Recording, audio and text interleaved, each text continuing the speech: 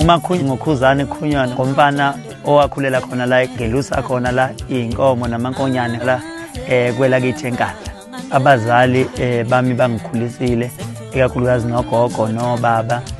njengoba kobaba kusele ubaba oyedwa njengamanje ukuyibona bathe basikhulisa ngakwazi ukufunda ngaqeda isikole ngo2008 ngahamba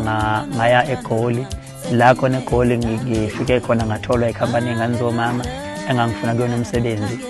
ngangena emculweni kodwa kumculo bekuvele kuyinto engiyithandayo ngoba ngisho ngihambela nje intabeni zangakithi ngilanda inkomo khona la kuzo lezi intaba ngihambe ngiyiculela nje ngagcina ngiyibona ukuthi khona engakwenza ngikwenze isizwe sakithi. So kusiza kakhulu umphakathi ukuthi sikwazi ukuthi saziwe izwe lonke ukuthi nawe Nkandla